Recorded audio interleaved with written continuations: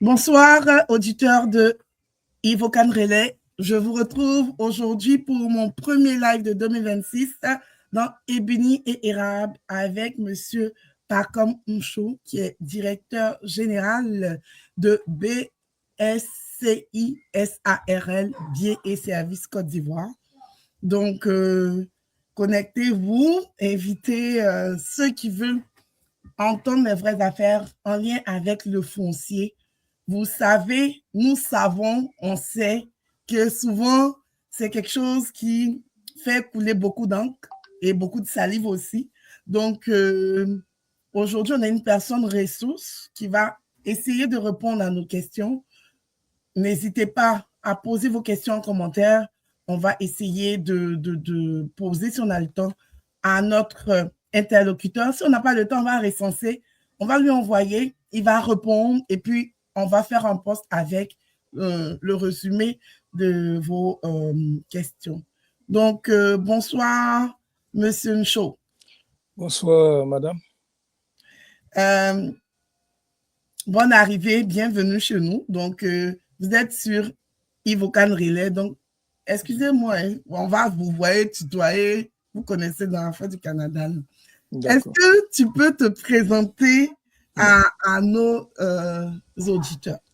Oui, je salue tous les chers auditeurs qui sont connectés sur cette chaîne ce soir pour suivre en fait ce live et cette émission. Oui, à l'état civil, mon nom c'est Koudignon Pacom Ncho. Bien sûr, on veut l'inverser. Ncho Koudignon Pacom. Voilà. Donc, je réside au Royaume-Uni, à Manchester. Et je suis diplômé de l'école de commerce d'Abidjan. Je suis détenteur d'un master, d'un MBA. En ce moment, je travaille comme consultant sous ma compagnie unipersonnelle. Voilà, comme consultant indépendant dans la cybersécurité, dans la protection des données et beaucoup plus précisément dans la prévention des pertes de données sensibles. Et j'interviens en temps normal dans les banques, dans les assurances et dans les big data et dans la télécommunication. Voilà, c'est 15 années en IT, 5 années en cybersécurité. Il faudrait dire que parallèlement à cela, j'interviens aussi dans l'aménagement du foncier rural depuis 2020. Voilà, dans les lotissements depuis 2020. Et je suis à la tête de la compagnie BSCI SARL que j'ai montée, c'est ma structure. Je suis directeur général associé de cette structure. Et nous sommes 3 actionnaires dans cette structure. Et nous intervenons principalement dans l'aménagement foncier, plus précisément dans le lotissement. Merci. Est-ce que tu peux nous faire un peu l'historique? Comment vous êtes venu l'idée de monter BSCI? Oui, l'historique, en fait, on remonte en fait en janvier 2020. Voilà, mes premiers débuts dans les lotissements, voilà, c'est en janvier 2020. Voilà, en fait, j'étais en fait très malade, j'étais allé en Côte d'Ivoire et bon, mes amis, hein, ils ont appris que notre frère Pacom, il est là, il vient de Londres. Donc, il y a un qui vient me prendre et il me dit, bon, viens, on va aller visiter un site. Je lui dis, c'est quoi? Il dit, non, je te montre le site.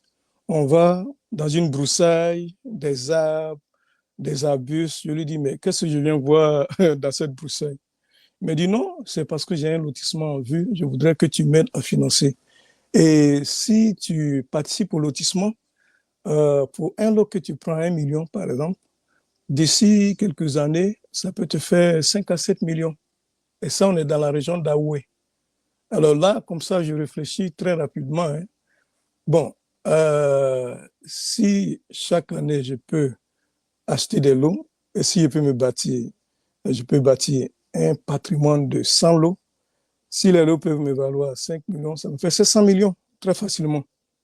Voilà, donc 700 millions, je ne pense pas qu'en plein temps, même en tant que consultant, en 7 ans, 10 ans, je puisse atteindre cela. Donc, ça me fait déjà réfléchir. Est-ce que vous voyez? Voilà, donc ça a été le premier déclic. Voilà. Et après ça, lorsque je suis revenu au Royaume-Uni, j'ai commencé à m'intéresser au lotissement.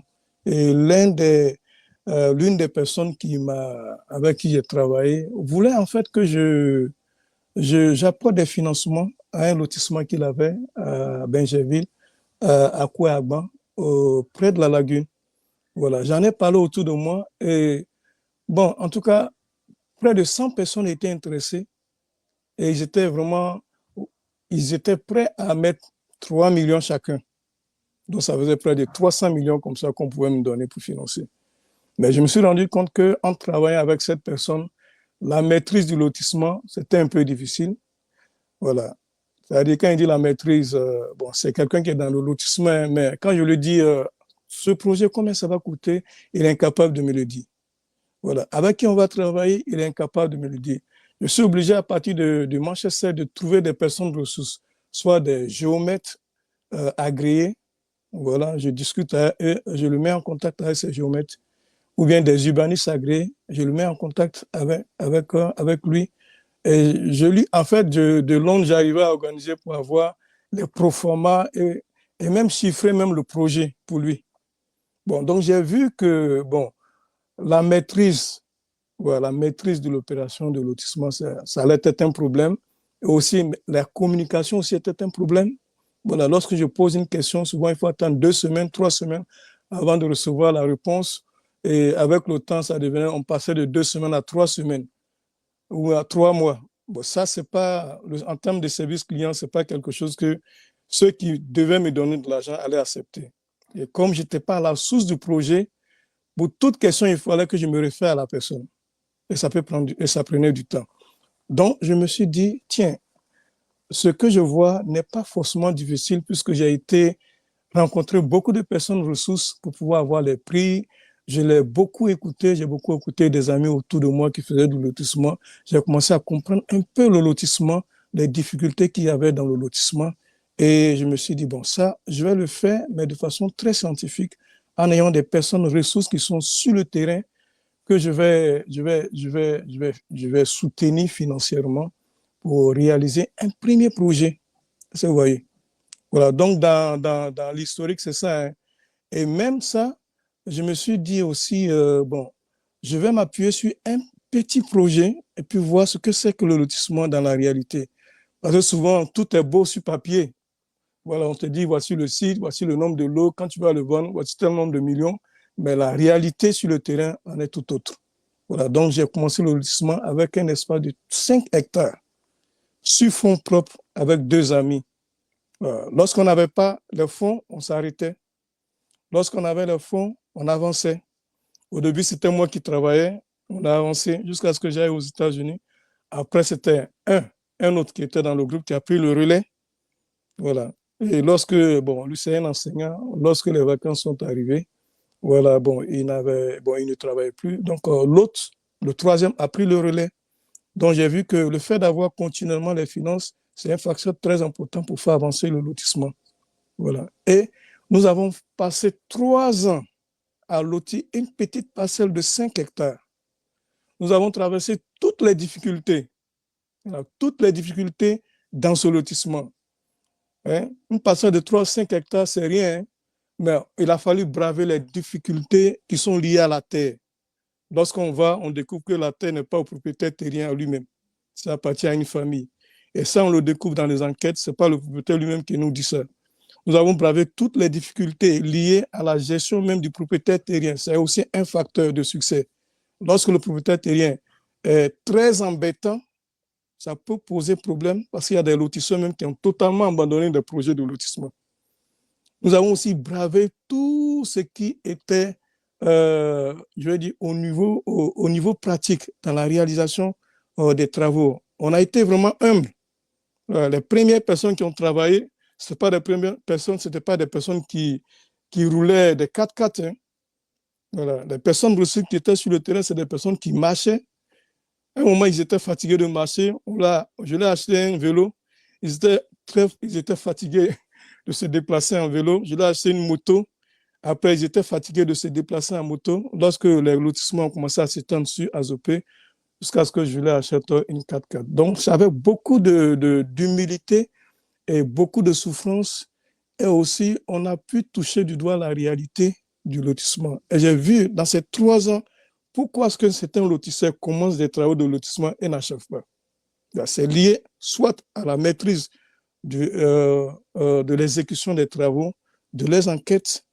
Voilà. Eux-mêmes, s'ils ont de la rigueur envers eux et envers les personnes avec lesquelles ils travaillent, s'ils sont rigoureux dans les enquêtes, et aussi, question aussi de la propriété terrienne et question de la terre. Vous pouvez avoir la terre, mais s'il y a un problème sur la terre, ouais, ça peut ralentir le travail pendant 6 mois, 1 an, le temps de voir clair dans tout ça. Voilà. Donc, c'est à partir de ces 3 années de souffrance pour avoir traversé toutes ces difficultés, j'en suis, on va dire, nous sommes sortis de là très aguerris. Et c'est de là, à partir de là, que j'ai fait mon deuxième lotissement, qui était aussi un lotissement de 5 hectares, mais je l'ai fait en 6 mois. Vous voyez. Donc, les rouages, les habitudes, les problèmes qu'on rencontre, on savait déjà comment gérer ça très rapidement. Voilà. Donc, ça a été, je veux dire, une motivation. Maintenant, une autre motivation aussi, qui, je veux dire, qui est un peu l'un des thèmes que nous allons aborder, c'est-à-dire le lotissement est de la NAC. Voilà, moi-même, j'ai été l'objet de cela. J'ai perdu, à moi-même, j'ai perdu 5 millions et une cliente que j'ai introduite dans le lotissement a perdu 10 millions. Voilà, des terrains qui devaient être livrés à engrais. Le lotisseur a fini les travaux, mais il a préféré vendre les terrains, ne pas lui livrer les terrains, et on lui livre les terrains quelque part vers Aboisseau. Vous voyez.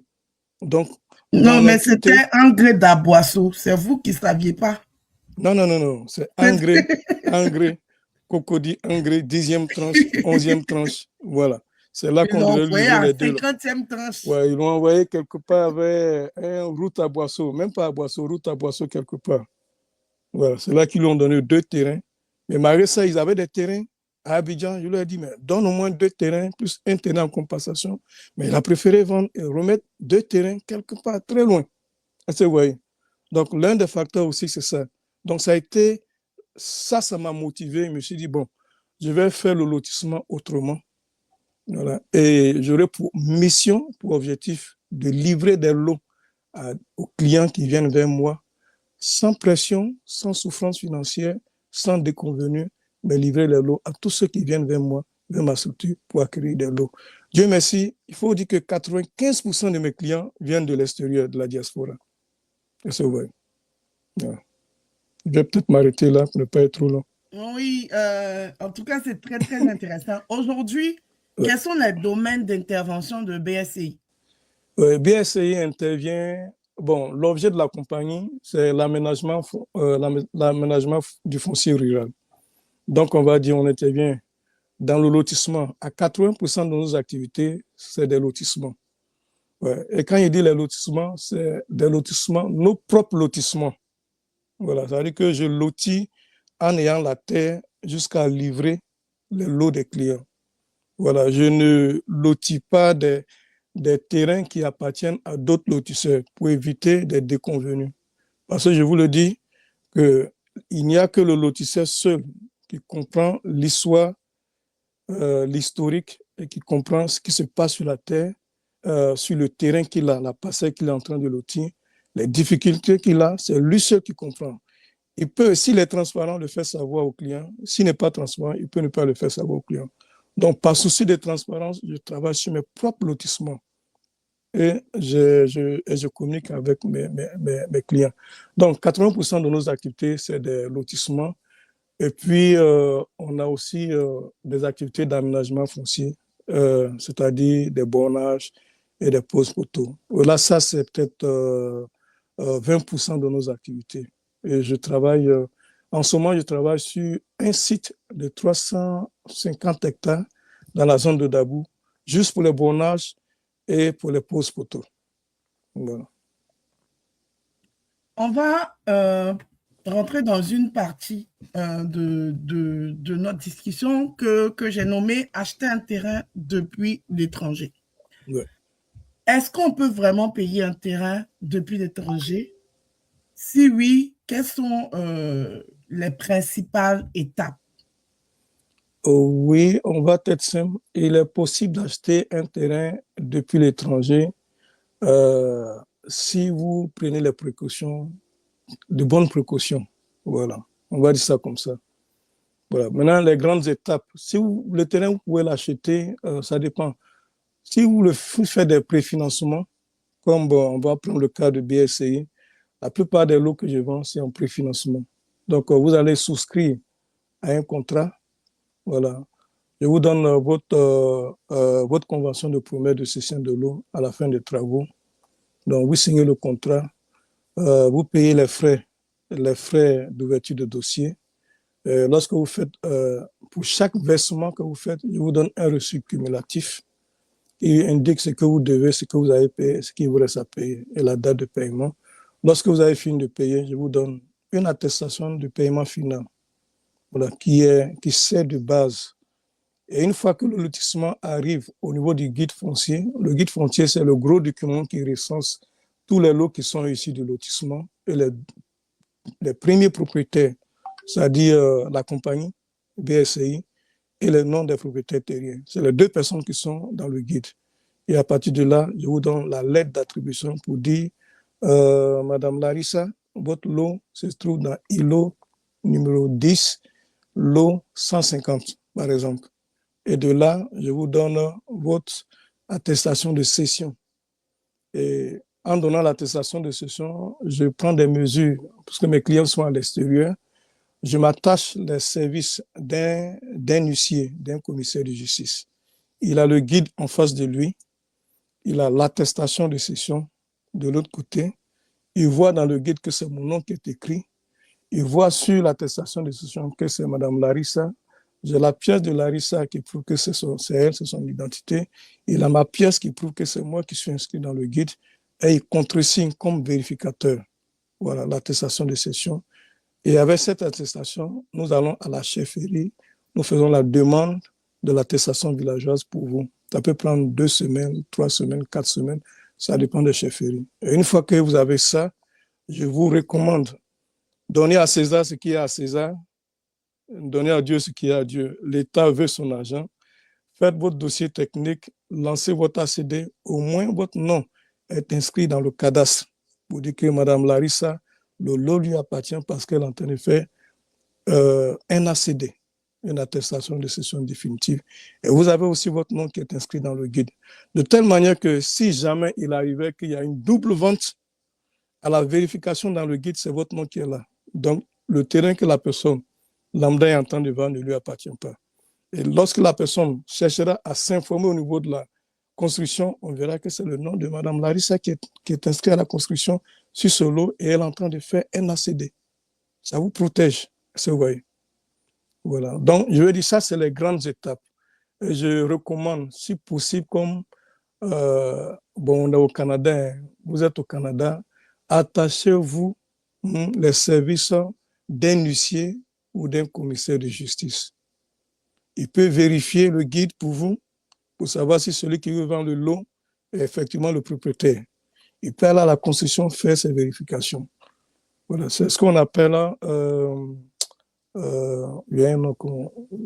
il fait son PV, il va faire un PV pour prouver que effectivement celui qui veut vendre le lot est le détenteur du lot.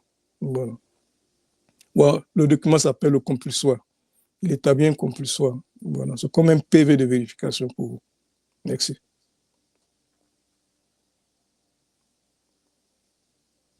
Et on va rentrer un peu dans les paiements. On va prendre, par exemple, un terrain que vous vendez. C'est comment se passent les paiements et quels moyens de paiement que vous acceptez, vous, au niveau de BSC.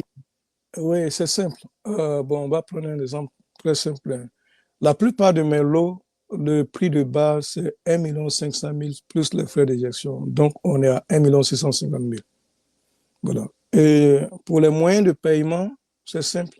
C'est par vous pouvez payer par Wave, vous pouvez payer par Orange Money, faire des transferts juste à partir de ces applications sur un numéro que je vous communique.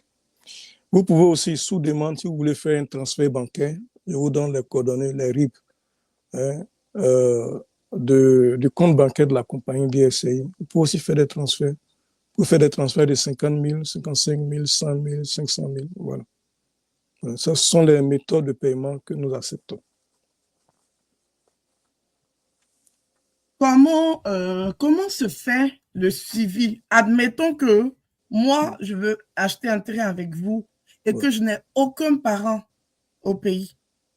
Comment est-ce que se fait le suivi à distance, sachant que moi, je suis au Canada, vous êtes en Angleterre, les terrains sont en Côte d'Ivoire? Oui, c'est simple. BACI, je ne suis pas la seule personne qui travaille dans la structure. Nous sommes 3 associés, 2 associés qui sont basés en Côte d'Ivoire. Moi, je suis au Royaume-Uni, je fais des va-et-vient. Voilà. Donc là, par exemple, en février, je vais pour une période jusqu'en juin pour livrer les attestations villageoises de mes clients. Voilà, j'en ai près de 60 comme ça à livrer. C'est simple, hein, vous dites, c'est pour acquérir les lots, c'est ça? Quelle est votre question? Pour faire le suivi, Oui, pour faire le tout. suivi. C'est-à-dire acquérir les lots, faire le suivi, Oui. tout ce que vous êtes en train de dire là, sachant que nous, on est loin, la compagnie est loin et tout. Oui. Comment ça se passe? Le suivi, c'est simple. Voilà, je suis l'interlocuteur principal.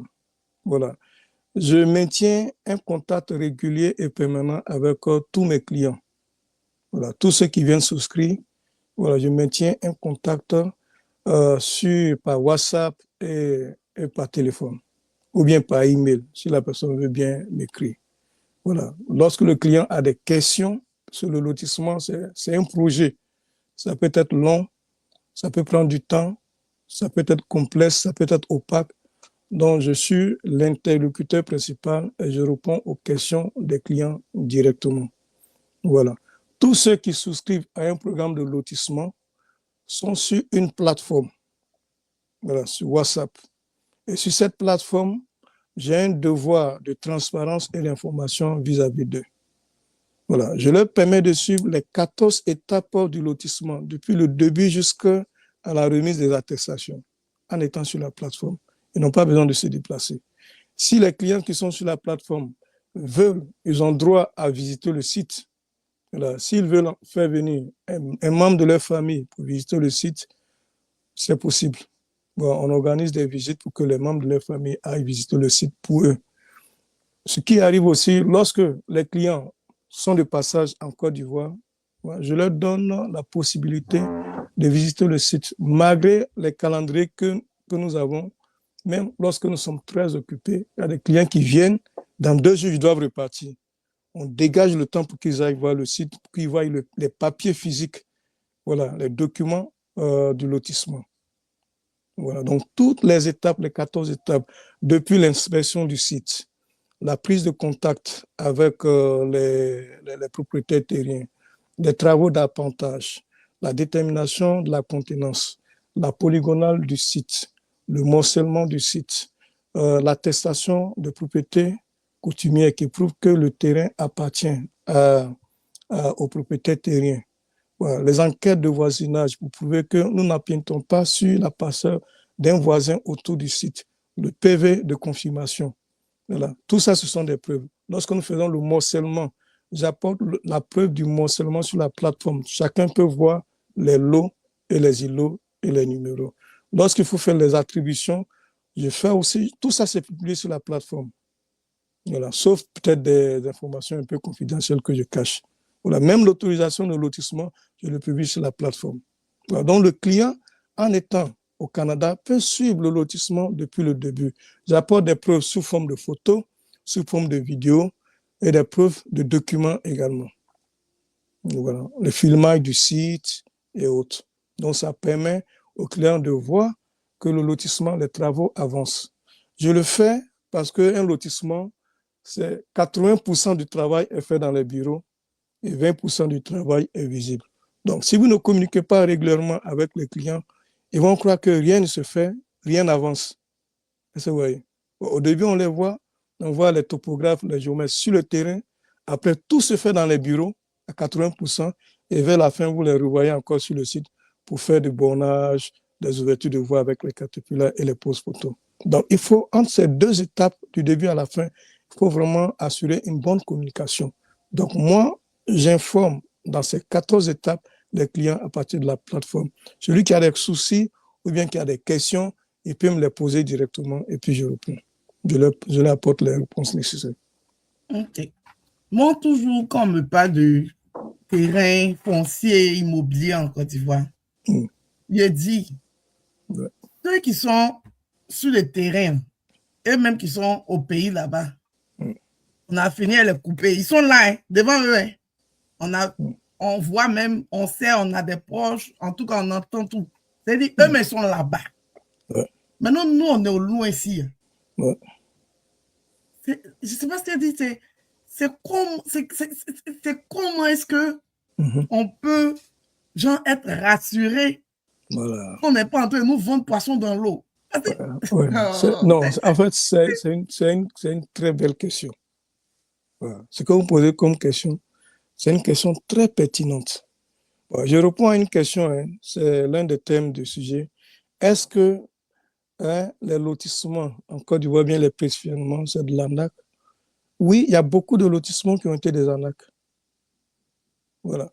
Et souvent, ils utilisent l'avantage que les clients ne sont pas sur le terrain. Même des gens qui sont sur le terrain se sont fait gruger. Voilà. Donc, ce n'est pas le fait d'être à l'extérieur qui fait qu'on vous gruge. Mais quand vous êtes à l'extérieur, c'est peut-être facile parce que vous n'êtes pas sur le terrain. Vous ne pouvez pas suivre un dossier en justice pour une histoire de lotissement. Vous n'allez pas laisser vos engagements ici. Parce que photos, films, documents, tout ça, on peut créer. Je sais. Donc, la distance même. Oui. Le facteur de la distance est un problème quand vous êtes à l'extérieur. Même lorsque vous êtes à l'intérieur,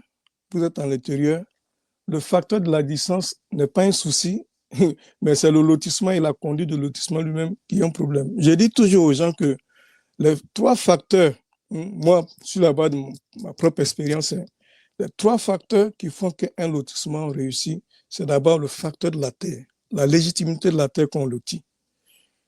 Plusieurs fois, j'en ai vu des propriétaires terriens qui me donnent une parcelle de terre à lotir, comme dans mon premier lotissement. Pendant que je travaille, que je fais mes enquêtes, je découvre que la terre ne lui appartient pas. Est-ce que vous voyez? Pour ça, ça me perd déjà 6 à 12 mois pour régler ce problème-là.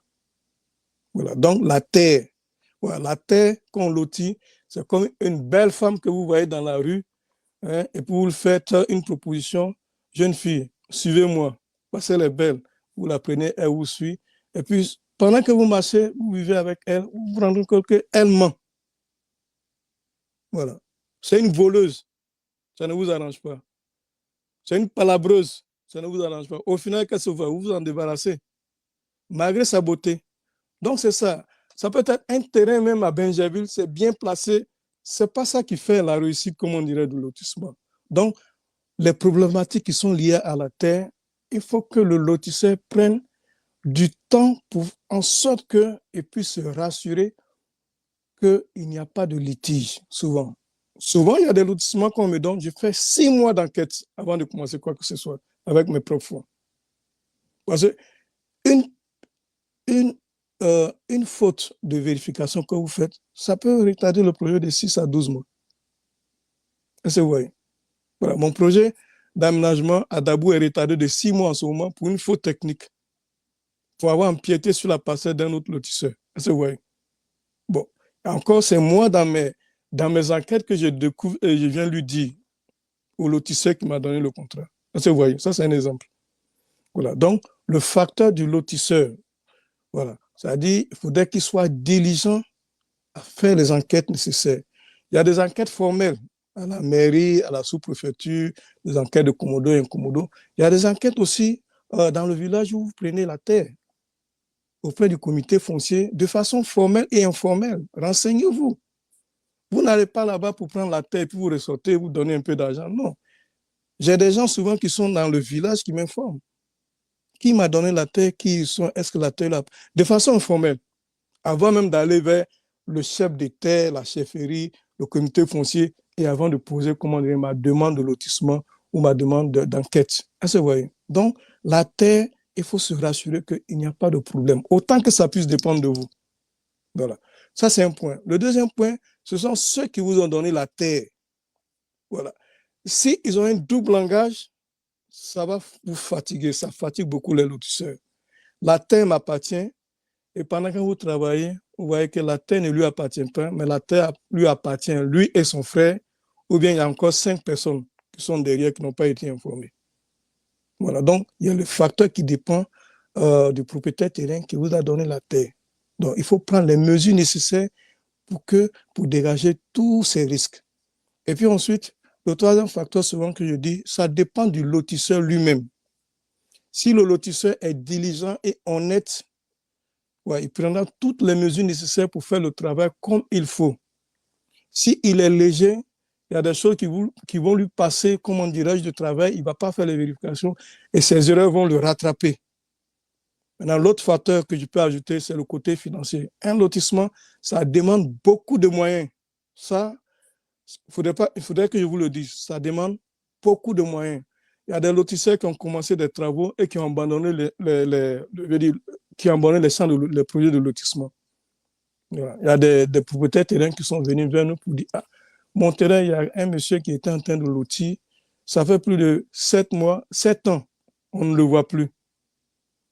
Souvent, il y a des lotisseurs qui ne veulent pas prendre parce qu'ils savent qu'il y a un autre lotisseur. On ne sait pas s'il va réagir un jour.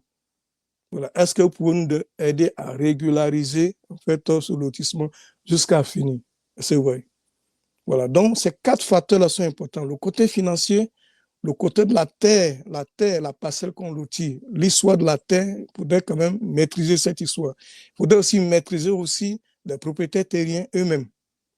Voilà. Et puis aussi, le lotisseur lui-même, il faudrait qu'il soit diligent dans ce qu'il fait. Voilà. Donc, c'est ce que je puisse dire. Bon, maintenant, ayant dit cela, ce n'est pas tous les lotissements qui sont des arnaques. Ouais. Et c'est pas, il y a des lotisseurs qui sont en Côte d'Ivoire qui font des lotissements qui vont jusqu'à la fin, qui livrent les terrains. Mais en majorité, il y a beaucoup de plaintes. Voilà. Ça, il faudrait qu'on soit honnête. Moi, quand j'ai commencé mon lotissement de 108 hectares à Beauville, on m'a mis en contact avec une dame. En tout cas, elle a près de 1000 personnes qui sont dans son Facebook, bien son WhatsApp, son groupe WhatsApp. Tu lui donnes des parcelles à trouver, elle peut te trouver des gens facilement. Mais il est arrivé comme ça. La première rencontre, je l'ai fait asseoir avec tous les documents du lotissement. Je l'ai fait visiter le site. Enfin, je lui ai expliqué beaucoup de choses avec les preuves. 3 jours après, elle m'envoie un mail, même pas un mail, un message pour dire « M. Soncho, vraiment, je vous félicite pour le travail que vous faites. » Je dis « Madame, mais pourquoi est-ce que vous me félicitez ?» Elle dit « Non, mais vous ne me connaissez pas, mais comme j'ai des clients qui sont derrière moi, vous m'avez montré, regarde, suivez ce qu'elle dit, vous m'avez montré les documents de votre lotissement à la première rencontre. Le morcellement, le contrat, les autorisations, les avis de servitude. Je lui ai même demandé, faites une copie et gardez ça de façon confidentielle. Mais au moins, je vous rassure, si vous vous êtes rassuré, vous avez la force de rassurer vos clients. Et elle me dit, mais ça fait près de au moins 5 ans que je suis dans le lotissement, 5 à 10 ans. Mais je vous dis que de mon expérience, sur 10 lotisseurs, je peux peut-être les compter du doigt 1, 2 ou bien 3. Voilà. Et elle me raconte une histoire à Yamoussoukro où elle est allée avec près de 50 personnes qui n'ont pas eu des lots dans le lotissement du lotisseur. À chaque étape, il vend des lots et il revend les lots à d'autres personnes plus chers. Et il rembourse ceux qui sont en arrière. Donc, c'est pourquoi il dit, ça dépend du lotisseur aussi. Si le lotisseur est honnête, il fera un travail potable, les gens seront contents. Mais s'il n'est pas honnête aussi, bon, il mettra tout le monde en bas. Aujourd'hui, je ne me vante pas, mais je sais au moins qu'il y a au moins 200 personnes de la diaspora qui sont en train de prendre des terrains avec moi, à Azopé principalement, et puis à Beauville. Voilà. Les zones comme Benjerville, Dabou, je ne les mets pas là-bas, c'est des lotissements un peu privés. Mais les zones où je la maîtrise la terre, la plupart des terres que je lotis à Azopé, c'est des terres qui appartiennent soit aux parents de mon géomètre, ou bien aux parents de mon associé, le cousin, la tante, le frère de la tante. Bon, En tout cas, ils ont une maîtrise de la terre et ils ne souhaitent pas me mettre dans le problème. Voilà. Donc, la maîtrise de la terre, la maîtrise du géomètre, on a aussi des affinités avec les gens qui travaillent à la construction. Il y a des astuces qui nous donnent, faites ceci, faites cela, pour que ça aille vite. Donc, ça dépend du lotisseur lui-même. Voilà. Donc, ce n'est pas impossible. Voilà. Acquérir des terres à partir de l'étranger, c'est possible. Voilà. C'est possible parce que je suis un exemple. J'ai des cas réels où des gens ont pris ils ont souscrit à mes lotissements. Ils sont même allés à Abidjan, ils n'ont même pas osé aller visiter le site. Mais ils ont eu le terrain. Voilà. Donc, l'honnêteté de lotisseur aussi, ça joue. Est-ce que vous voyez? Maintenant, vous demandez des garanties. Oui, il faut des garanties. Je dis déjà même que la plupart de mes clients qui viennent vers moi, à 95%, et je suis honnête quand je le dis, 95% ont été grugés dans une histoire d'acquisition de l'eau en Côte d'Ivoire par des lotisseurs qui sont en Côte d'Ivoire. Chacun me raconte son histoire. Chacun me raconte son histoire. Au point où la mission même de ma compagnie, la compagnie, le nom, c'est Bien et Service. Je sais pourquoi j'ai mis Bien et Service. C'est vrai, je vends de l'eau, mais je rends aussi service. Est-ce que vous voyez? Le côté des garanties, là, Oui. Une question, comment éviter les ventes de terrain à plusieurs personnes? Parce que ça aussi, on a vu ça beaucoup sur les réseaux sociaux. Plusieurs propriétaires sur terrain. Comment éviter Oui. ça? Oui. Bon, en fait, c'est simple. Hein. C'est simple. Plusieurs propriétaires sur un terrain. Bon, c'est pas que c'est plusieurs propriétaires sur un terrain. À tout moment, il n'y a qu'un seul propriétaire sur un lot. Voilà. Il n'y a qu'un seul propriétaire sur un lot. Maintenant, je prends un exemple. Si moi, je ne suis pas honnête, voilà, ce que je vais faire, je vais produire 2 attestations, on va dire ça comme ça. Et je dis, Larissa, je te vends le lot, voici une attestation. Et on va dire, Alice, voici une attestation. Vous voyez. Donc, je peux mettre, il y a des gens qui mettent 2 attestations pour un lot. Mais quand la personne émet les 2 attestations, il y a, il y a, il y a un document de référence, un livre de référence qui dit qui est le propriétaire à un moment donné. Voilà pourquoi j'ai dit, dans ce que je disais plus tôt, j'ai dit que quand je donne une attestation, voilà, le nom de la personne, on va prendre le cas des lotissements. Quand le lotissement finit, il y a ce qu'on appelle le guide foncier. Dans le guide foncier, vous avez le nom des premiers propriétaires attributaires des lots. C'est la compagnie, l'opérateur économique et le propriétaire terrien. On va prendre le cas d'espace où c'est une seule personne qui détient la terre. Et moi, je suis l'opérateur économique. Je n'aurai que, on va dire, 2 noms principalement dans le guide. Donc, quand moi je vous cède la terre, je vous donne une attestation de cession. Donc, pour me rassurer, ou pour rassurer le client, je vous ai dit, je prends un huissier, un commissaire de justice qui me sert des témoins. Voilà. Le commissaire de justice, il a le droit, dans sa fonction, d'ouvrir un livre foncier auprès de la chefferie.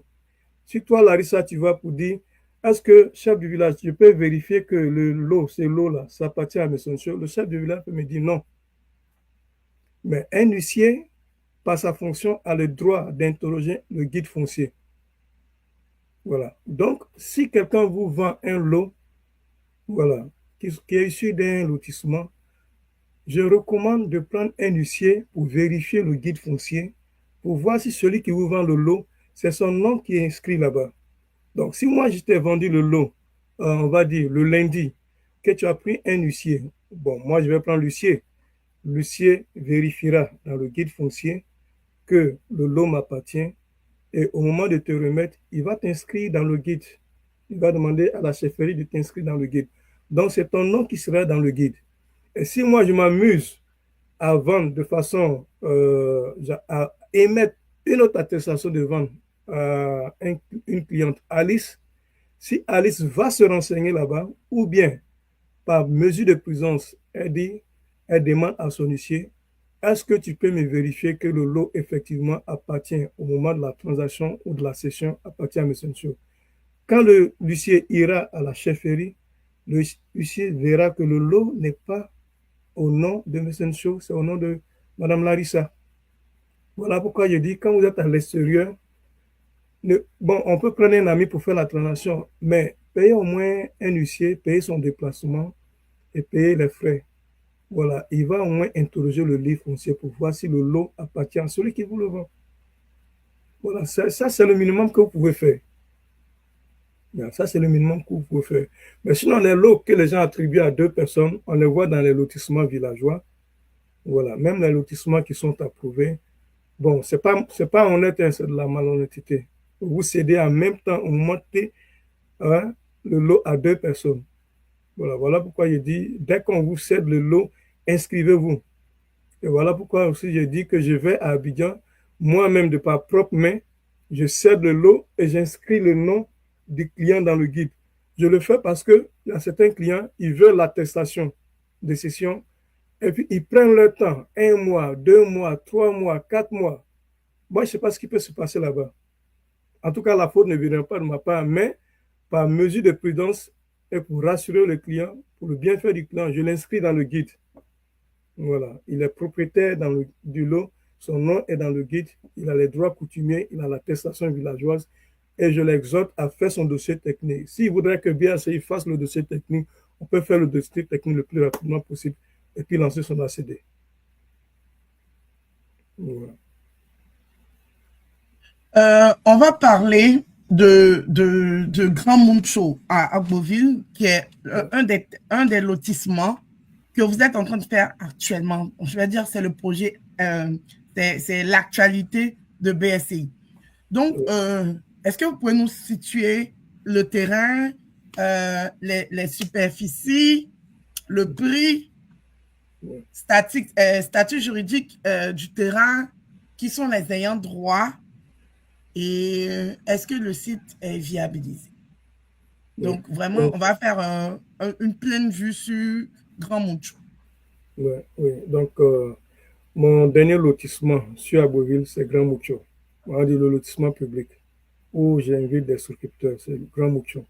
L'espace est de 5 hectares. Voilà. Nous avons commencé à 5 hectares. Récemment, il y a 2 hectares qui se sont ajoutés. Donc, c'est 7 hectares. Ça va être 7 hectares. Voilà. Muncho, c'est un des villages qui est proche de la commune. On va dire c'est un village environnant de la commune d'Agboville.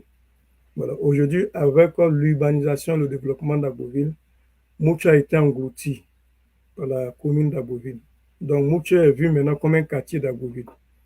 Voilà, un peu comme mon village. Mon village est plus reculé de Muncho, mais mon village aujourd'hui, c'est un quartier d'Agboville. Nous sommes dans une zone urbaine. On n'est plus au village. Nous sommes dans une zone urbaine d'Agboville. Donc, Muncho, celui qui est à Muncho, ou dans le village Muncho, il est dans la commune, dans la zone urbaine d'Agboville. Aujourd'hui, on parle de Grand Muncho. Voilà, parce que l'espace est tellement étendu jusqu'au village voisin qu'on parle de Grand Muncho. Voilà. Maintenant, le site, la distance du site au centre d'Agboville, il faut compter 2,5 km. Quand je dis bien le centre d'Agboville, le rond-point d'Agboville, c'est le centre-ville d'Agboville. Donc, quand on quitte le rond-point, le centre d'Agboville, jusqu'à ce qu'on arrive aux dernières maisons, les dernières maisons de Muncho, on a déjà pratiquement fait 1,5 km. Lorsqu'on prend la voie de sortie, il y a un chemin qui mène au site. À 1 km de là, on atteint le site. Et le site est à proximité du village lui-même. Mais on est dans la zone urbaine, nous ne sommes pas dans une zone rurale. Muncho c'est l'une des zones qui est très urbanisée en ce moment. Vous avez beaucoup de lotissements qui ont eu lieu et qui ont lieu en ce moment. De part et d'autre de la voie goudronnée, vous avez des hôtels, vous avez des collèges, des lycées, des centres de santé, voilà, jusqu'à ce qu'on arrive dans le village Muncho. Voilà. Maintenant, la superficie, ce lotissement, je le fais en 400 mètres carrés. Avant, on avait des lotissements de 600 mètres carrés avec la demande ça a redescendu à 500 mètres carrés. Avec la demande, les derniers lotissements, c'est des 400 mètres carrés. Voilà. Et puis bon, je préfère dans ce lotissement des 400 mètres carrés, question de contrôler aussi les prix. Voilà. Ça pas la peine de faire des lotissements à 500 mètres carrés qui vont coûter peut-être 1 800 000 à 2 millions. Bon, ça peut décourager les clients. Alors qu'avec 400 mètres carrés, tu peux construire sur 125 mètres carrés. Tu as encore au moins 300 mètres carrés. Sur 400 mètres carrés, tu peux même construire 2 villas. Voilà, donc c'est du 400 mètres carrés. Le prix officiel, c'est 1 650 000. 1 650 000. Maintenant, comment est-ce que le souscripteur peut payer? Voilà, j'ai 2 protocoles de paiement. Voilà. Le premier protocole que j'ai mis en place, c'est ceux qui veulent payer 55 000 le mois sur 30 mois. Voilà. C'est-à-dire que ce protocole de paiement, je l'ai mis en place pour... J'ai fait des lotissements où les gens payaient 250 000. Les gens ont beaucoup crié.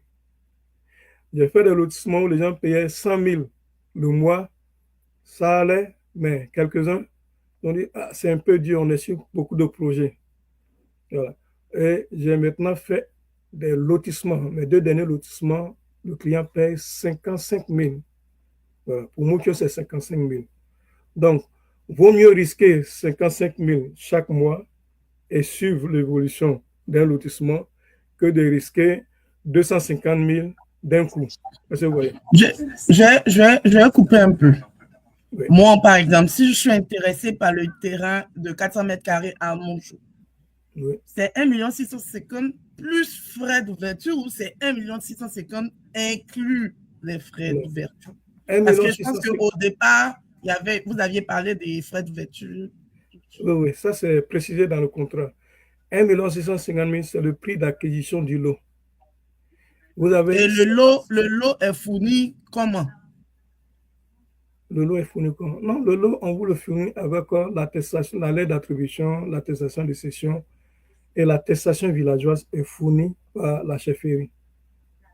Donc, les 55 000, c'est pour l'ouverture des dossiers. Puisque maintenant, je m'attache les services d'induction. Donc, c'est 1 650 000 plus 55 000. Oui, 55 000, c'est les frais de dossier. Ça ne fait pas partie des prix d'acquisition du lot. Donc, au départ, si je suis intéressé, mon premier versement que j'ai fait, c'est 110 000. C'est ça? Pas forcément 110 000. Je veux bien comprendre. Oui, c'est ce que je vous explique. Voilà, on va faire ça de façon chronologique. Bon, on va faire ça de terre à terre. Moi, je t'appelle. Oui. Mon frère, par comme je suis intéressé par un terrain de 400 mètres carrés à Grand Monchou. Oui. Comment ça se passe? Ok. Vous êtes intéressé, je vous donne le contrat. Vous lisez le contrat, vous êtes intéressé, vous signez le contrat. Vous payez 55 000. Ça, c'est pour les frais d'ouverture de dossier, parce que le contrat sera contresigné par un vérificateur huissier. Voilà. Ça, c'est pas moi qui perçois ça. Est-ce que vous voyez? Maintenant, vous payez le lot, 1 650 000. Ça, c'est le prix d'acquisition du lot. Si vous voulez payer ça en 30 mois, vous payez 55 000 le mois sur 30 mois. Voilà, pour ceux qui veulent payer un peu chaque mois, pour ne pas sentir une pression financière. Maintenant, chemin faisant, j'ai aussi ouvert un protocole. Celui que beaucoup disent, ah, je ne veux pas attendre 2 ans et demi pour payer mon lot. Je ne sais pas ce qui m'attend devant. Il peut y avoir des urgences. Y a-t-il une version où je peux payer un peu plus tôt? Moi, ça m'arrange. Donc, pour ceux qui veulent payer plus tôt, j'ai réduit le lot à 950 000, le prix d'acquisition, si vous voulez payer en 3 mois. Voilà. En 3 mois, vous payez le premier mois 316 000 francs, le deuxième mois 316 000 francs, puis le troisième mois 316 000 francs. Pour ceux qui sont en famille, il y a d'autres qui veulent prendre 2 lots. Maintenant, de façon pratique, il y a d'autres qui prennent le premier lot rapidement, et puis le deuxième lot, ils payent 55 000. Voilà. Souvent aussi, ils me disent, bon, je prends mon contrat à 55 000, mais d'ici 3 mois, 6 mois, si j'ai la force financière de payer, est-ce que je peux régler 950 000? Je lui dis oui, vous pouvez le faire. Moi, j'ai pas intérêt à traîner sur un lotissement. Si je le fais, je le réalise vite, tout le monde est dégagé. Voilà. Dans les Maintenant, commentaires, il y a quelqu'un qui dit, et si quelqu'un veut payer un coup cash, oui, c'est c'est ça. combien? Un coup cash, là, je 950 sais 000 qu'il y a aussi. 950 000 là. OK. Voilà. Ça, maintenant, on a fini avec tout ce qui est prix d'acquisition du lot. Est-ce que vous voyez? Maintenant, au moment de faire les sessions du lot, il y a des frais de section. Voilà. Et ça, tout le monde est unanime et tout le monde sait que en Côte d'Ivoire, on vous donne l'attestation de session. Moi, je le donne gratuitement à mes clients. Mais l'attestation villageoise est délivrée par la chefferie. Et pour qu'ils vous donnent l'attestation villageoise et qu'on vous inscrit dans le guide, il faut payer de l'argent. Voilà. Voilà pourquoi dans le contrat, je dis préparez 150 000 pour cela, pour couvrir ces frais.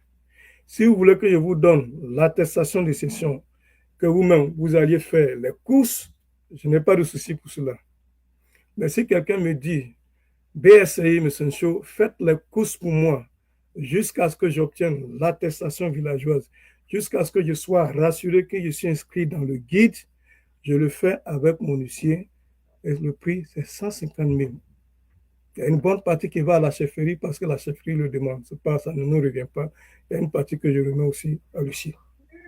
Est-ce que BSCI accompagne jusqu'à l'ACD, par exemple? Si quelqu'un, bon, moi, mettons, moi je dis, j'ai personne en Côte d'Ivoire, je suis ici, je vais acheter un terrain pour vendre, en tout cas pour vendre, ou bien pour faire autre chose.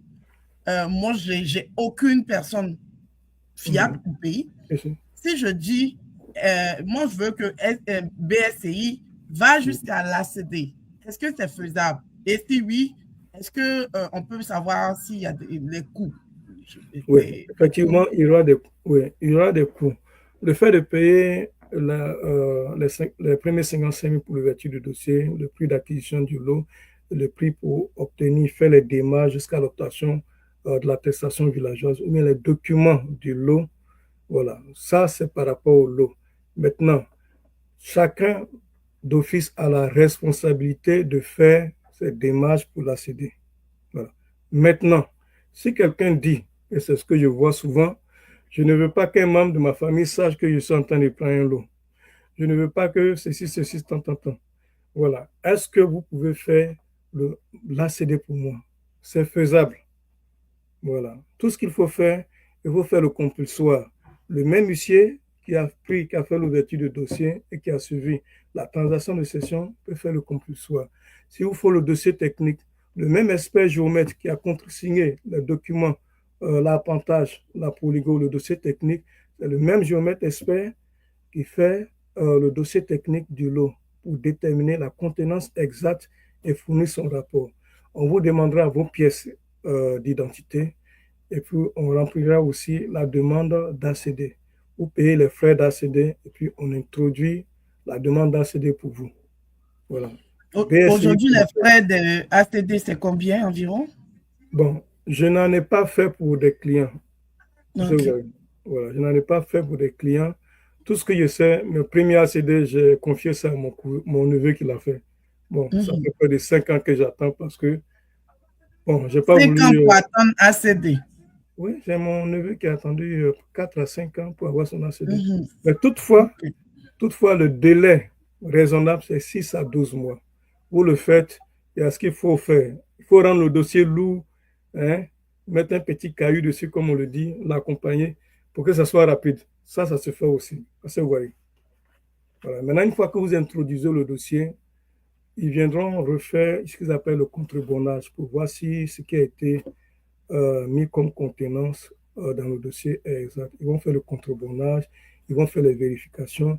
Si le dossier est propre, ils vont maintenant vous dire de payer les droits de recette. Votre lot est de 400 mètres carrés. En ce moment, à Beauville, le mètre carré, selon la valeur venant du lot, on est autour de 250 le mètre carré. Donc, ils vous diront, votre dossier, vous étiez propriétaire pendant 6 mois ou 1 an, le dossier a fait 6 mois ou 1 an, voilà ce que vous devez payer. On vous appelle pour dire, ah, voici ce qu'il faut payer. Tu envoies de l'argent, on paye, et maintenant vous pouvez récupérer l'ACD. Il arrive que souvent les constructions disent il faut que ce soit la personne elle-même qui vienne retirer son ACD, parce que c'est un document important. Là, nous ne pouvons rien faire. Si la Constitution nous dit que la personne nous envoie une procuration depuis le Canada, faites la procuration et puis on retire l'ACD, on vous le remet. Mais si la Constitution exige que ce soit la personne, bon, vous attendrez le jour que vous avez l'occasion de passer à Abidjan, on vous conduira là-bas pour le faire. À ce jour, je n'ai pas encore lancé d'ACD pour un client. Voilà. Mes premiers clients, depuis 2024, je vais à Abidjan pour leur remettre le lot. Et j'ai l'intention, après ça, de mettre en place ce que j'appelle les services annexes. Voilà. Les services annexes, sur base de ma propre expérience quand j'ai acheté mon premier lot. Voilà. Souvent, je suis ici, je me dis, mais mon lot, à quoi ressemble mon lot? Peut-être il y a des abus, je ne sais pas ce qui se passe sur mon lot. Donc, de temps en temps, mon neveu vient, il voyage demain, il vient voir le lot. Tonton, le lot est là, seulement qu'il y a de la broussaille. Est-ce que tu peux payer un peu d'argent? Ils vont déblayer le lot. Voilà. Est-ce que tu peux me donner un peu d'argent? Je vais mettre une pancarte avec ton nom et tes références. Est-ce que tu peux me donner un peu d'argent pour protéger les bornes, pour mettre quelques briques sur le lot? Voilà. Donc, les services annexes, ça va regrouper ça. Celui qui a pris un lot avec BACI qui dit fais mon dossier technique, moyennant quelque chose, on peut lancer le dossier technique. Si quelqu'un qui souscrit pour dire je vais souscrire au service annexe pour bénéficier d'une surveillance de ton lot, voilà, 3 fois dans l'année, on peut regarder le lot, une vérification visuelle et physique, t'apporter des preuves, une vidéo et des photos. On peut aussi protéger le lot pour toi. Voilà, on peut faire des bornes, mettre des briques, prendre un maçon, mettre des briques pour protéger le lot, pour ne pas que la borne se fragilise, ou bien la borne soit volée, par exemple. Ça arrive. Voilà, donc sur les 4 bornes, on met 2 briques pour protéger les bornes. On peut aussi faire une pancarte, voilà, mettre une pancarte pour dire, mettre vos initiales, et puis la référence de votre lot, et puis votre numéro, bien le numéro de BACI. Voilà, pour dire ce lot-là appartient à cette personne-là. 3 fois par an, on peut aussi débroussailler. Voilà, votre lot, vous envoyez les preuves. Tout ça, vous n'avez pas besoin de vous déplacer. Bon, j'ai trouvé intéressant de le faire, parce que la plupart de mes clients sont dans la diaspora. Il y a d'autres qui ont des engagements, qui ne peuvent pas se déplacer. Bon, au moins, quand ce service est en place, quand ils viennent, ils peuvent voir que le lot est là et entretenu. Voilà. Ok. J'ai une question. En cas de résiliation, ça peut être pour X raison. La personne a payé genre 1 an, 55 000, 1 an. Et la personne n'est plus intéressée, mais la personne ne veut plus continuer. Quelles sont les modalités de résiliation? Voilà. C'est-à-dire que dans le contrat que je donne, il y a des clauses. Voilà. Si le client ne respecte pas ses engagements financiers, voilà, elle assumera la pleine responsabilité et la pleine conséquence. De facto, vous voyez, vous n'avez pas payé 1 650 000 pour avoir le lot, vous n'aurez pas le lot. Ça, c'est clair. Ça, c'est un fait. C'est le commerce. Bon, maintenant, pour quelqu'un qui a payé une partie du lot et qui ne veut plus continuer, il y a ce qu'on appelle, bon, je demande, je mets ça dans le contrat, est-ce que, je cause avec la personne, est-ce que tu peux me trouver un client qui est intéressé à prendre le lot? C'est des arrangements à l'amiable. C'est avantageux pour toi parce que celui qui vient peut te payer directement tes 1 million que tu as mis dedans et puis lui, il continue le chemin. Est-ce que vous voyez? Voilà. Moi, que tu aies payé 1 million, que l'autre ait payé 650 000, c'est le même lot. Moi, ça m'est égal. Voilà. Donc, on peut faire ça. Ou bien aussi, il y a des clients qui disent, comme il y a eu un cas à Azopé, ah, bon, j'ai trop d'engagement, je ne veux même pas continuer le lotissement. Parce que la personne a mis 150 000, je crois. Donc, monsieur Ncho, ça va, bon, j'ai perdu votre temps, prenez vos 150 000. C'est pas grave. Il lui a dit non. Ce que je peux faire, je vous mets sur ma plateforme de BSI lotissement. J'ai des offres qui viennent. Les circonstances dans la vie peuvent être favorables comme défavorables. En ce moment, les circonstances sont défavorables, vous ne pouvez pas continuer. Ce n'est pas de votre faute.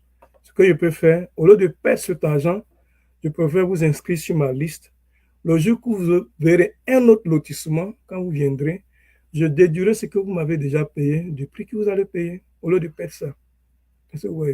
Mais c'est courant souvent à Abidjan, quand vous êtes dans un lotissement, à 3 mois, si vous ne payez pas, on vous exclut du programme, on vous remplace. Et ce que vous avez payé, vous le perdez. Est-ce que vous voyez? Voilà. Maintenant, si vous êtes aussi patient que vous le voulez, vous voulez cet argent, voilà. Là, je dis dans le contrat, vous ne serez remboursé qu'à la fin du lotissement. C'est à la fin du lotissement, si j'ai vendu un terrain, je peux même vous rembourser. Voilà. La faute ne m'incombe pas, la faute vous incombe, mais je vous donne à l'amiable, on trouve un arrangement. Vu que vous êtes dedans, ça fait au moins 2 ans, quelles sont les erreurs fréquentes que font les acheteurs? Bon, ça fait 5 ans que je suis dans le lotissement, pas 2 ans. Ben, 2 ans quand de BSTI est vraiment formellement né, là. D'accord, ok. Bon, vous voulez dire les erreurs que les clients font à l'achat? Ou bien quand ils Mais, passent... en tout cas, en général, là, quelles sont les erreurs qu'ils font, que ce soit à l'achat, que ce soit à l'acquisition?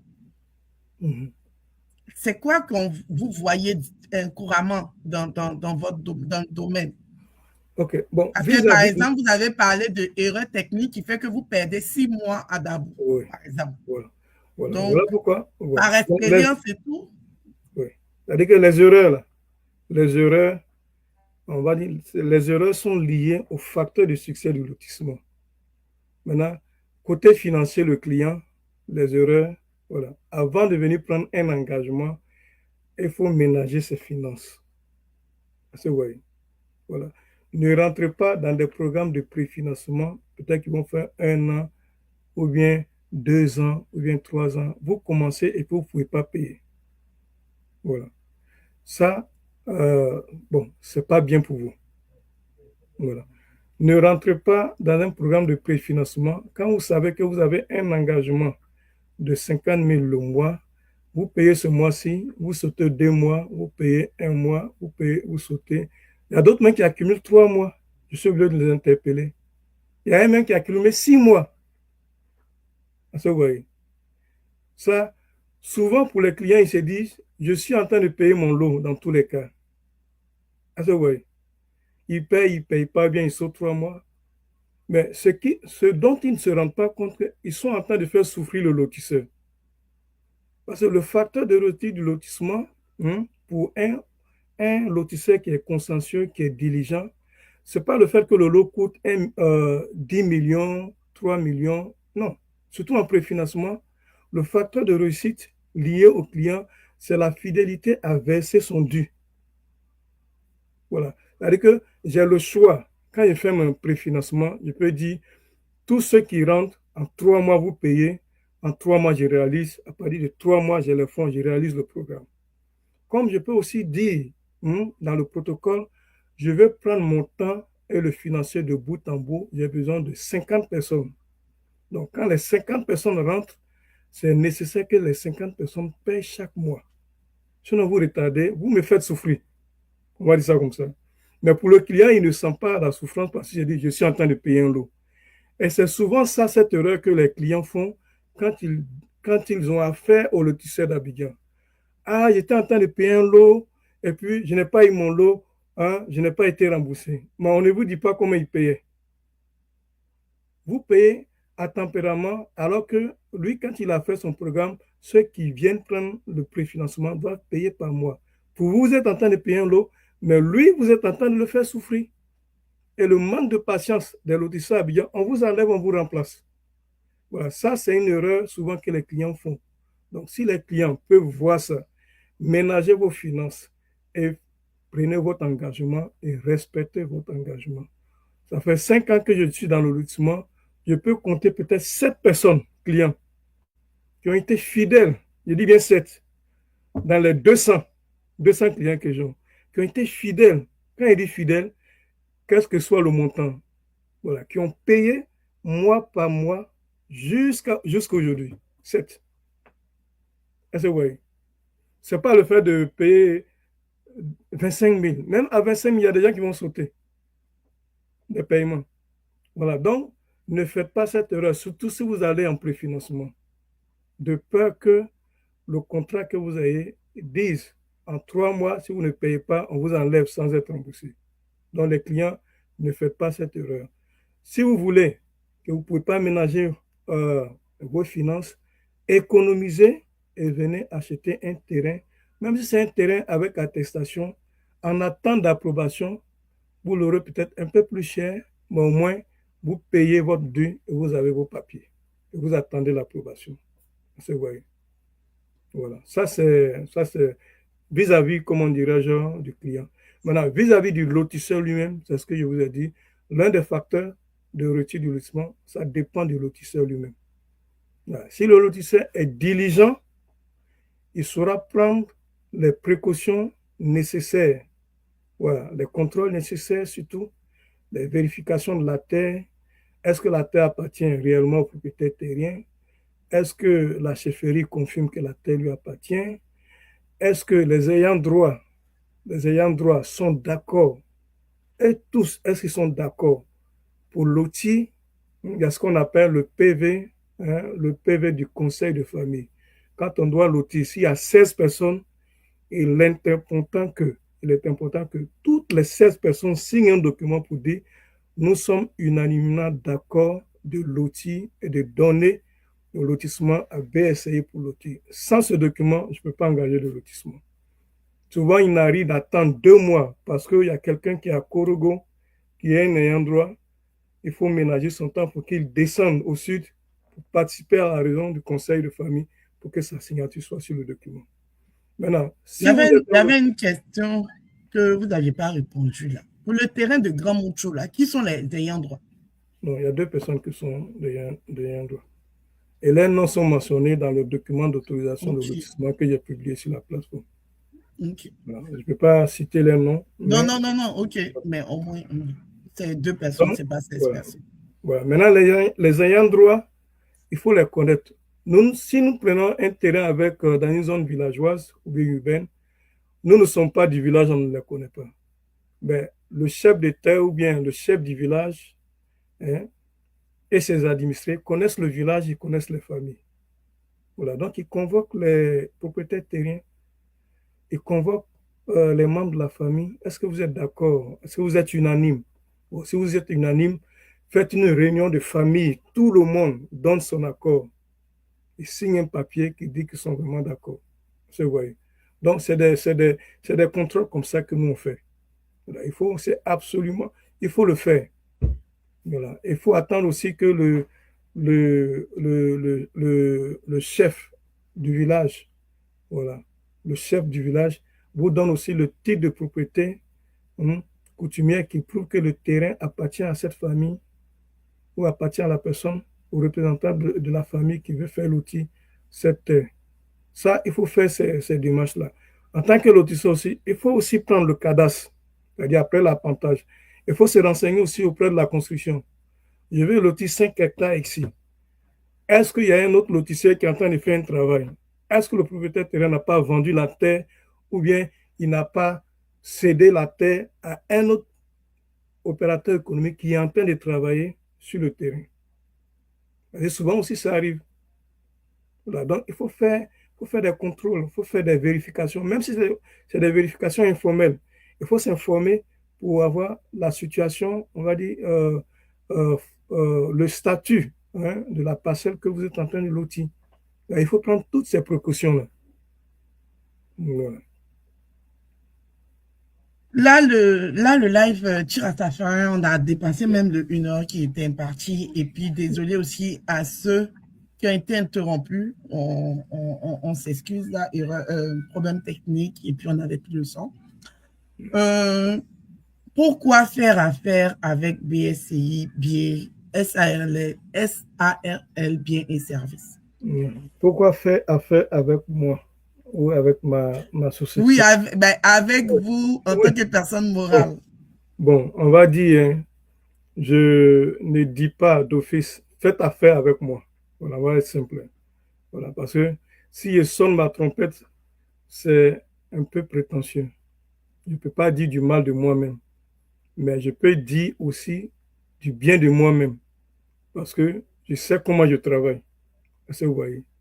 Voilà. Je dirais plutôt aux gens, faites un peu comme ce que j'ai vu dans la Bible. Jean-Baptiste. Jean-Baptiste fut un prophète, mais il n'était pas dans la ville, il ne mangeait pas à la table des rois, il ne s'asseyait pas avec les princes du pays, ni avec les militaires, ni avec les grands du pays. Il était quelque part loin, à 85 kilomètres de Jérusalem, dans le désert, et il faisait son travail. Il s'habillait simplement et il mangeait des criquets, il se nourrissait de criquets et de miel. Mais des gens ont entendu parler de Jean-Baptiste. Et ceux qui sont sérieux, qui veulent la paix, voilà, ils ont été grugés, tout ça. Ceux qui, en ce temps, ceux qui n'ont pas la paix, ah, j'ai mis mon argent, mon lot n'est pas sorti. Et puis qu'ils entendent, ils disent, ah, il y a quelqu'un qui est à 85 km d'ici, qui s'appelle Jean-Baptiste. J'ai une personne qui est allée là-bas. Quand elle est allée, qu'elle a rencontré Jean-Baptiste, elle a écouté Jean-Baptiste, elle a reçu les conseils, elle s'en est retournée, elle a eu la confiance et la paix de l'esprit. Ça, c'est ce qu'on appelle un homme de Dieu. Il n'est pas dans la ville, mais quand tu vas le voir, en tout cas, tu reçois la paix de Dieu. Voilà. Donc, à ceux, pourquoi faire avec moi? Je dirais plutôt, écoutez ceux qui me connaissent, ceux qui ont pris des lois avec moi. Ils sont déjà près de 100 au Canada. Vous avez Alice Yapi, vous avez Kevin Boni, voilà, vous avez Leslie Tapé. Voilà, ce sont mes 3 représentants, on va dire comme ça, au Canada. Et vous avez les clients qui sont derrière eux, qui sont au moins 100. Est-ce que vous voyez? Écoutez les conseils. Le problème oui. Non, je vais de finir. l'Ivoirien en particulier, non, je vais finir. C'est qu'il ne fait le témoignage que quand c'est gâté. Non, bon, on va dire ça comme ça. On n'entend rien. Les femmes, on ne les a jamais entendues. Oui, mais je dis ça pas pour ne pas être prétentieux. Si vous écoutez une personne, 2 personnes, 3 personnes, et vous avez les preuves qu'ils ont eu le terrain, ils ont fait le document, ça vous rassure. Est-ce que vous voyez? C'est de personnes de bouche à oreille que les gens partaient voir Jean-Baptiste. Mais ils ne parlent pas de ce qu'il dit là. Avant, voilà, eux, ils parlaient où? Oui, maintenant, là, ici, là. Comme vous-même, vous avez dit, vous dites que on se cache pour faire les terrains. Oui, donc on va dire, première option. Oui, première option. Si vous entendez dire que les gens ont des terrains et qu'ils sont satisfaits par BSI, venez vers BSI et puis prenez les terrains. Maintenant, si aussi vous pouvez communiquer, aujourd'hui il y a des moyens de communication, hein, WhatsApp, ça va vite. Voilà, écoutez les témoignages, soyez rassurés avant de venir vers moi pour faire une transaction. Ne venez pas avec la peur dans le ventre. Plusieurs sont venus avec la peur dans le ventre. J'étais obligé de les rassurer, de les ramener. Ce n'est pas parce que tu as été grugé qu'il faut abandonner la terre, les opérations pour acquérir la terre. Non. Voilà. Mais prenez quand même un minimum de précautions. Vous avez entendu dire que je fais du lotissement. Des gens ont eu leur lot. Ça vous rassure. Venez, nous allons faire affaire. Je vais vous aider. Voilà. En tant que moi, la compagnie, c'est bien un service. Ma mission, c'est de faire le lotissement autrement. Livrer les lots des clients. Ça, c'est très important. Même s'ils sont en dépassement de délai jusqu'à 3 ans, au moins, il faut avoir ton lot. Ouais, je précise ça. Ça fait partie de la mission de la compagnie. Livrer les lots des clients sans souci, sans pression financière. Parce que nous sommes à l'extérieur, au Canada. Voilà, chacun travaille dur. $1, ça coûte la fatigue. Chacun va travailler dans la fatigue jusqu'à 60 pour avoir $1. Donc, que son dollar lui fasse avoir son lot. Voilà, ça c'est ce que je comprends. Ça fait partie de la mission de la compagnie. Maintenant, pourquoi faire affaire avec BACI? Nous sommes prêts à vous accompagner. Voilà. Moi, je prends engagement. Voilà, viens m'accompagner pour tous ceux qui viennent faire tout possible pour qu'ils aient des lots, tout possible s'ils veulent faire lancer les dossiers d'ACD ou bien souscrit au service ANES pour qu'on on veille sur les lots et le faire pour eux. Voilà. Maintenant aussi, un dernier mot. Hein. Je ne sais pas si on est vers la fin, c'est ça? Oui, oui, on avait la fin, mais Ouais. l'autre question, c'est vraiment pour laisser le contact et tout, là. Donc, si c'est autre Ouais. chose, Je vais vous donner, vous pouvez juste un dernier mot. Juste un dernier mot. Vous savez, la terre, c'est la première source de richesse de l'homme. Ouais, même quand on remonte hein, dans le temps, dans la Bible même, il est dit, hein, Dieu a fait l'homme, il l'a mis dans un jardin et il lui dit, cultive la terre. Donc, la terre, c'est la première source de richesse de l'homme. Et ce qui est bien dans la terre, c'est que ça prend de la valeur parce que la superficie de la terre dans un pays, dans une ville, dans un continent ou dans le monde est fixe. Mais les hommes, voilà, le nombre des habitants de la terre, de la ville s'accroît. Donc, la valeur de la terre va toujours s'accroître. Que la terre soit proche, que la terre soit éloignée, ça va toujours prendre de la valeur. Vous voyez que les Anglais appellent la terre le real estate. L'estate, ça veut dire la richesse. Et la vraie richesse, c'est la terre. Donc, ce n'est pas parce que tu n'as pas pu avoir un lot, on t'a grugé, qu'il faut abandonner ton projet totalement. Voilà. Prends des précautions et fais tout possible aussi pour avoir ton pied dans cette richesse qu'on appelle la terre. Voilà. Si chaque année, tu peux acquérir un lot ou deux lots, et puis l'année prochaine, tu fais le document de ces lots, puis l'année d'après, tu as qui est encore un ou deux lots, d'ici 5 ans, 10 ans, 15 ans, tu vas te bâtir un patrimoine immobilier. C'est une richesse qui va s'accroître. Voilà. Donc, j'encourage chacun, tous ceux qui sont à l'extérieur, qui n'ont pas de lot, dans leur pays, faites un effort pour acquérir des lots dans ce pays. Si vous voulez acquérir des lots ici, vous pouvez le faire. Mais si vous avez la capacité aussi d'acquérir des lots dans votre pays natal, faites-le. Voilà. Ayez ça comme projet, que cela fasse partie de votre programme. Voilà. Parce que c'est une source de richesse que Dieu nous a donnée. Donc, la terre de Côte d'Ivoire, c'est votre terre. Faites un effort pour avoir votre lot en Côte d'Ivoire. Voilà. Et ça, c'est l'encouragement que je donne. Et c'est mon mot. Hein, c'est mon dernier mot, on va dire ça comme ça. Pas le dernier mot, il y a une question qui vient d'arriver, mais j'ai mon gars qui me poursuit dans le commentaire pour dire pause publicitaire. Donc, pause publicitaire, tous ceux qui sont à Québec, le 14 février prochain, en Almaty, Québec, aimons-nous vivants. C'est pas juste pour monsieur et madame, hein. Aimons-nous vivants. Venez seulement. Donc, c'était juste la pause publicitaire pour ne pas que Paul Kofi ne me crie là-dessus. J'ai une question qui vient de me truc, et puis désolé, c'est moi qui est en train de faire retirer le truc. C'est les gens qui sont plus ivoiriens. Oui. Parce que je crois comprendre que quand tu n'es pas ivoirien, tu ne peux pas acheter tes villageoises ou quelque chose comme ça. Peut-être il hein, donc remettez-moi sur les rails. Les gens qui ne sont plus ivoiriens, qui ont acquis la citoyenneté canadienne et qui sont intéressés. Mais il y a cette histoire de si tu as acquis une citoyenneté, tu n'es plus ivoirien. Est-ce qu'il doit bien vérifier avant de venir acheter ou bien c'est moi qui suis un peu dans le champ?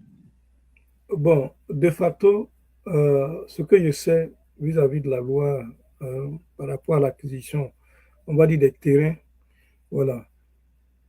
Quand le terrain est dans une zone urbaine, tout le monde peut acquérir, c'est ce que je sais. Que tu sois étranger, que tu sois ivoirien, tu peux acquérir. Voilà. Il y a des étrangers qui ont des biens. Ils ont la terre, ils ont l'immeuble. Voilà. Parce que le bien immobilier est dans une zone urbaine. Voilà. Donc, pour que ça donc soit comme Grand Moucho est dans Agboville, donc c'est urbain, c'est ça? Voilà, zone urbaine. Ok, donc c'était. Donc, là, si c'est rural là. Tout ce qui est dans une zone rurale, la loi est claire. Il faut être ivoirien. Les nationaux qui peuvent avoir ça. Voilà pourquoi on ne peut pas vendre nos terres, de parcelles rurales à des étrangers, normalement. Voilà. Ok. Normalement, là, c'est tout dit. Bon, non, on est arrivé. Quand il dit normalement, si le lotissement que je fais est dans une zone rurale, que je dois avoir un TF, si tu es étranger que je viens, je te dirai non. Parce qu'au moment de faire la session, ça va poser un problème. Quand je OK. suis dans une zone urbaine, c'est facile. Voilà, c'est pour... Quand c'est Merci pour... merci Ouais. de m'avoir éclairé sur ce point. Les coordonnées de BSTI et comment vous rejoindre pour les Ivoiriens du Canada et peut-être parce qu'on est sur Internet, donc Ouais, d'autres personnes qui ne sont même pas au Canada, même peut-être en Côte d'Ivoire, comment c'est ça. rejoindre BSTI? Oui, mon numéro de contact, c'est le plus 44 784 696 01 95. Je le répète, plus 44 784 696 01 96. On peut me joindre par WhatsApp. Voilà, c'est plus simple comme ça. Tout le monde a WhatsApp. Voilà, vous pouvez prendre contact avec moi si vous avez des questions, si vous êtes intéressé pour un lotissement donné. Voilà. Si vous avez même besoin des conseils même. Voilà. Voilà, vous pouvez me contacter et puis je peux vous orienter aussi. Je ne fais pas que vendre de l'eau, je donne aussi des conseils. Il y a des gens qui sont en train de prendre de l'eau dans des lotissements où ils ne comprennent pas ce qui se passe. Ils m'appellent, je leur donne des conseils. Il y a des groupes aussi qui sont des personnes qui se mettent ensemble et qui veulent investir dans le foncier, dans des lotissements. Ils m'appellent, les gens viennent leur présenter des projets. On a 500 hectares ici, 300 hectares ici. Mais c'est une chose, venez dans le groupe, essayez de poser des questions pour voir si c'est bon. On m'appelle, je viens, je vérifie aussi. Il y a des Conseil personnes là, qu'on a... c'est gratuit ou bien? Bon, c'est gratuit. Les gens du Canada, c'est gratuit. Si vous êtes ensemble, vous êtes en train de prendre quelque chose, que vous avez besoin que je fasse quelques vérifications, ou bien que j'écoute ceux qui viennent vous proposer, faites-moi signe, je vais écouter. Et puis, je vais vous donner mon opinion. Jordan, je pense que tu viens d'arriver parce que tu parles de mention de guide. Bon, Jordan dit, en tant que géomètre, ma question est de savoir pourquoi le préfinancement à ce prix et dans les documents, il n'y a pas mention de guide. En tout cas, le guide a été mentionné. Peut-être que tu viens de nous prendre en marche et puis le live aussi a été coupé. Sinon, le guide a été mentionné. Mais est-ce que, pourquoi le préfinancement est à ce prix? Sinon, le guide est mentionné. Pourquoi le préfinancement est à ce prix? Ah bon, C'est la question de Jordan. ouais, c'est le prix que j'ai jugé approprié pour le lot, pour la zone et pour la superficie. Voilà. Il y a des préfinancements que j'ai fait dans mes débuts. Les lots étaient à 750 000. Il y a des préfinancements que j'ai fait, les lots étaient à 1 150 000. Il y a des préfinancements que j'ai fait, les lots étaient à 1 500 000. Il y a des préfinancements que j'ai fait, les lots sont à 1 650 000. Tout dépend des circonstances autour du projet. Voilà. Mais comme barème, voilà, au niveau de BACI, en tout cas dans la zone autour d'Abidjan, quand on dit autour d'Abidjan, on va dire autour d'Abidjan, voilà, la zone de la région de la, on va dire l'Agnébi, la zone de la région de la Mé, la zone de la Nimbi, Tiassa, dans les villes comme Aboville, Tiassalé, et puis Ndossi, voilà, vous avez en standard ce prix, 1 650 000, par moment 1 150 000. Voilà. OK. Ben, s'il y a d'autres questions, Jordan, le numéro de M. Mouchou est là parce qu'on a comme fait 1h30 et, de live, donc on va pas tout étirer. Monsieur Mouchou, votre mot de fin avant de se dire au revoir, parce que Ouais. le direct tire à sa fin. Moi, je veux vous remercier pour le temps que vous nous avez accordé et puis en espérant que ceux qui vont regarder vous contactent, même si ce n'est pas pour Grand Monde Show, mais pour des questions ou bien pour d'autres lotissements. Votre mot de fin. Mon mot de fin, d'abord, je vous remercie. Voilà, pour m'avoir invité. Hein. Voilà. Je ne vous ai pas poursuivi pour dire faites-moi un live. Voilà, comme je dis toujours, je ne sonne jamais ma propre trompette. C'est trop de prétention. Il y a des gens qui vous ont contacté pour dire ah, tiens, on a un lotisseur qui est au Canada, qui est venu voir la neige du Canada. Voilà, j'ai étendu mon séjour de 2 semaines. Ça m'a fait un mois. Voilà, j'ai lancé Mucho. Je remercie tous ceux qui ont adhéré. Voilà, on est dans la même heure. J'ai pu répondre à toutes les préoccupations, les questions. Ils ont été inscrits au programme. Je leur dis merci. Je dis merci également à tous ceux qui m'aident également.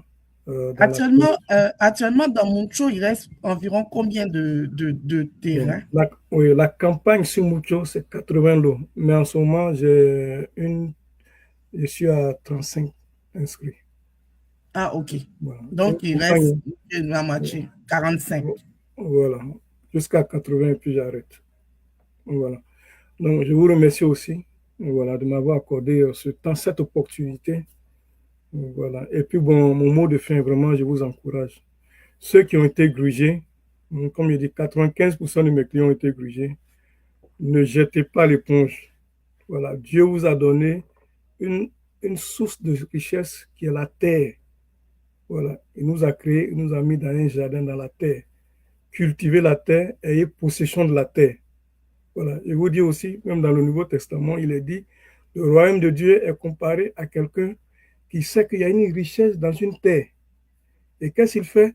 Il vend tout ce qu'il a et il fait tout possible pour acquérir cette terre parce qu'il sait qu'il y a une richesse dedans. Vous voyez, ces deux images, c'est toujours la terre, la terre, la terre. Donc, même si des gens, des lotisseurs vous ont grugé, prenez courage. Prenez les informations, trouvez des bons lotisseurs, acquérez vos lots, faites un plan. Voilà. Ayez ça dans vos programmes. Un an, un terrain chaque année, ou bien un terrain, 2 terrains chaque année. En tout cas, organisez-vous. Voilà. Prenez part à la richesse que Dieu vous a donnée. Et surtout même dans votre propre pays. Ne laissez pas ça comme ça parce que vous êtes à l'étranger. Ça, c'est mon encouragement que je donne. Voilà. En tout cas, je suis là jusqu'à la fin de cette semaine. S'il y a des gens qui veulent m'appeler pour des conseils, vous pouvez m'appeler. Si vous avez des dossiers quelque part, je ne comprends pas, vous m'appelez. Ce que je peux vous dire, où je peux vous aider, je vais vous aider. Mais vous n'avez pas besoin de payer quoi que ce soit. Merci. Merci beaucoup. Et puis, je dis merci à Kevin, merci à Alice aussi, qui ont fait le lien. Et tous ceux qui veulent souscrire, je vais faire juste un petit récap rapide de ce que M. Ncho a dit. 55 000 francs, j'ai failli dire 55 $. 55 000 francs CFA pour l'ouverture de dossier qui est versé à Lucien et 55 000 fois 30 qui fait 1 650 000 pour 400 mètres carrés dans Grand Mucho à payer sur 30 mois, donc 55 000 jusqu'à 30 mois. Mais si quelqu'un, par exemple, veut payer en 3 mois, c'est 950 000. Si quelqu'un veut payer en X nombre de versements, il faut contacter BSCI, à l'occurrence M. Ncho, pour que vous puissiez faire des ententes. Il est assez flexible pour vous faire des ententes, mais il ne va pas dépasser les 30 mois. Il est flexible pour rapprocher, mais pas pour dépasser. Donc, merci de nous avoir suivis. C'est, comme je dis, bonne année à tout le monde. Et puis, on se donne rendez-vous pour un prochain live que j'espère très bientôt. Pour tous ceux qui veulent passer, n'hésitez pas d'écrire un message, soit à mon compte personnel à Sanelli, ou bien à la page Ivocan Relais. Et puis, on va s'organiser pour que vous puissiez venir passer dans Ébunier Érable.